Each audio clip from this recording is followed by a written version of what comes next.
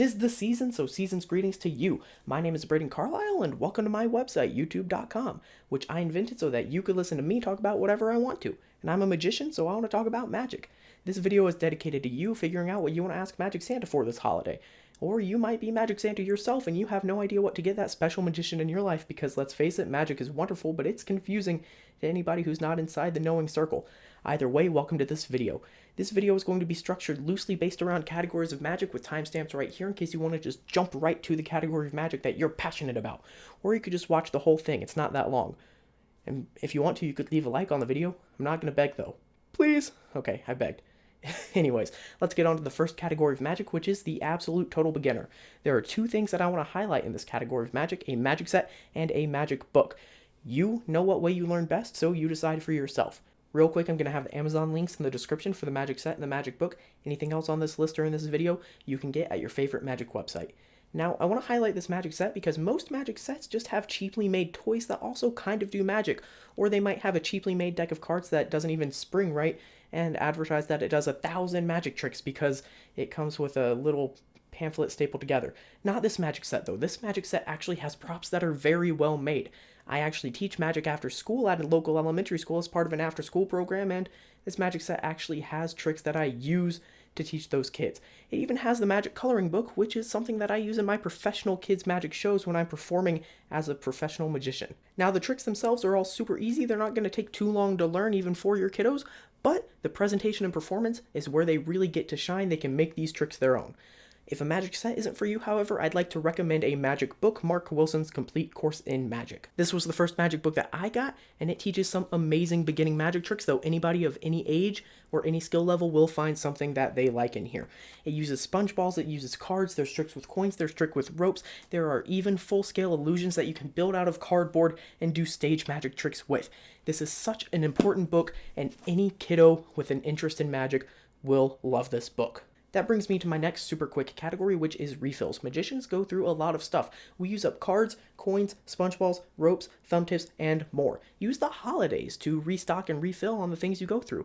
My sister gets me about 200 Sharpies every year, and it is my favorite gift that I receive. Also, because it doesn't really fit anywhere else, TCC makes a really amazing close-up bag. I have one and I love it. It can fit all the refills, it has modular compartments that you can move around and even fit up a whole close-up show. I always keep a close-up show in my close-up bag in my car. The close-up bag also kind of brings us to the next category of magic, which is close-up magic. Now, if you are a fan of close-up magic, I would recommend Level 1 by Christian Grace if you don't already have it. It's a super cool deck advantage where you have somebody pick a card, they put the card back into the pack, and you can slowly shake it, and the deck slowly cuts in half. Yep, that's right, about half the cards disappear, you shake it some more, and it diminishes down to one card, their card. You can have them sign the card if you want. It's a really visual deck vanish that everybody will love. Socks might be one of my favorite magic tricks, definitely one of my favorite tricks of the year. It's just a deck of cards with pictures of socks on it. Instead of a 4 of hearts or something like that, it's got a sock on it, and the goal of the trick is to get the spectator to pick 2 cards and equal a matching pair of socks. Did they do it? No, they don't. It fails. Miserably, spectacularly. But what's that? Even though they're not 2 matching socks, they match the socks that you have on. A green sock and a pink sock, you have on a green sock and a pink sock. How cool is that? It transcends the cards and comes into real life. You can't ask for that kind of thing. The Phantom deck, though, kind of does that. The Phantom deck by Joshua J. is a super amazing and visual closer to a close-up set. The Phantom deck is a deck of cards where every card is clear and see-through. It's a really fun and open-ended prop that you can adapt to your own show. Why are the cards like that? Did they disappear? Were they always like that? Was the whole show just a dream? I don't know. You get to decide. Speaking of modifying someone's memory, Timeless Deluxe does just that. You can have a spectator take your watch, twist it up to get a random time, you know, like the old school watches do. They look at the time. You don't. They don't tell you. They don't ever tell you. Say, what was the time you were thinking of? Whatever time it is you have written down. Then you have them look at the watch again. The hands of the watch are gone. You implanted that time into their brain. You messed with their brain. That is a magic trick that you cannot replicate. It's pretty darn cool. Those are all super cool, but maybe you like money magic. If you like money magic, I would highly recommend Exact Change by Gregory Wilson. It is possibly the best magic trick ever created using coins. Somebody thinks of a number 0 to 100. They say 48, you pull out 48 cents. If they say 62, you pull out 62 cents. It's as simple as that. You really do just reach into your pocket and pull out some change. No crazy sleight of hand. but maybe you like sleight of hand. If you do like crazy sleight of hand, I would recommend Triad Coins by Joshua J. Triad Coins is a double shell system that lets you produce, vanish, or change 3 half dollars at will. If you really could vanish a coin in midair, it would look just like this. Maybe you want something that makes just a little bit less sense though. If you do, No Sense by Kyle Littleton is for you.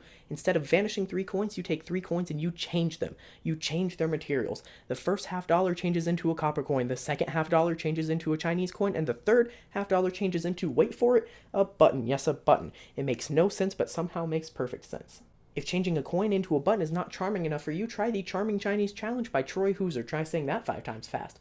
I did. It's hard. It took me like 8 takes to do that. This is a fun coin routine where the coins don't appear or vanish at all. Instead, 3 coins penetrate on and off of a ribbon that you're holding on to the entire time. It is super fun to practice and it involves a little bit of sleight of hand.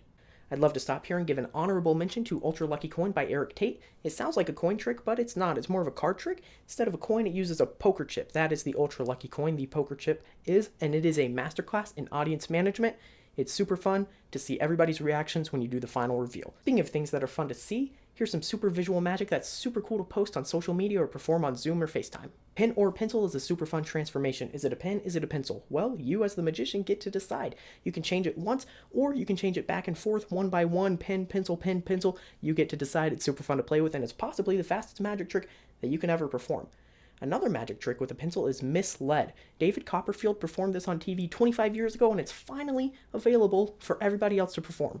Look at how the pencil goes through that dollar bill. That looks just like real magic. Speaking of things that look like real magic, Matrix art is super cool. It fooled me so bad the first time I saw it on social media, then I saw it in person and it fooled me even more. You can punch 4 holes in a card right in front of the spectator and then the holes just start jumping around like nobody's business. It's bonkers. Finally, Silhouette is a magic trick in which you get to control shadows. Yes, really, that's what you get to do, control shadows. Using a borrowed phone's flashlight, you can cast a shadow on the wall. Then you can interact and manipulate that shadow. You can have it take objects from you and make shapes that aren't there. I don't know what else to say. You get to control a shadow and make things that aren't there appear. If you happen to be a kids performer, I'd like to recommend 3 things real quick. The Amaze Wands. You cannot go wrong with them. It is a series of nesting wands, and the last wand in the series is a breakaway wand. If you are familiar with kids magic at all, that is a gold mine, and you can probably get about 7 or 8 minutes just out of that. No magic happening, just some magic wands. Another super fun but simple thing is the classic coloring book. Every kid's magician should probably perform the coloring book. It's super fun and open-ended because it has no routine with it.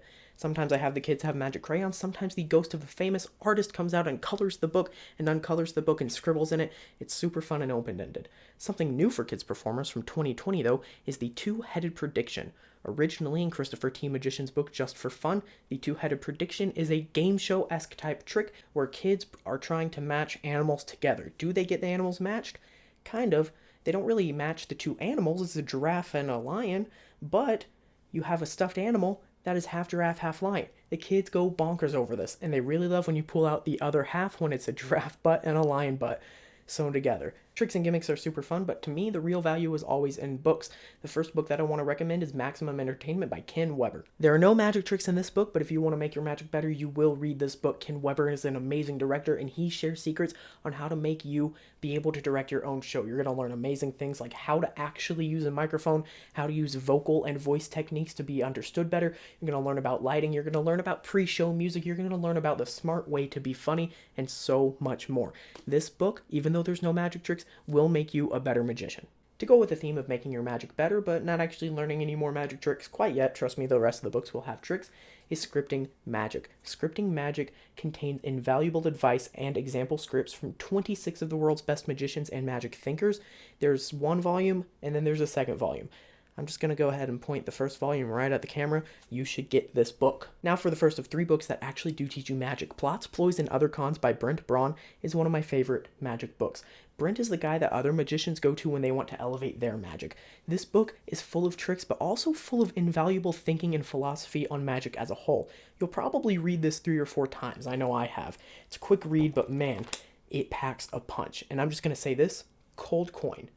If you know what I mean, you're in the club. If you don't know what I mean, join the club. Quite possibly my favorite magic book ever is Parlor Tricks by Morgan & West. It does teach you a full magic show, a full stage show, 90 minutes, but you probably won't perform any of the tricks. Why? Because, well, The stage show is for two people, Morgan and West. Now, even though you probably won't perform any of the tricks, after every trick is an essay about why they do the trick the way they do, and there's also essays just about magic in general, how to get away from card tricks while still doing card tricks. It's super fun. Now, I've already made an entire video about this book, so I'm not going to say too much more, but if you read this book, you will learn so much good information.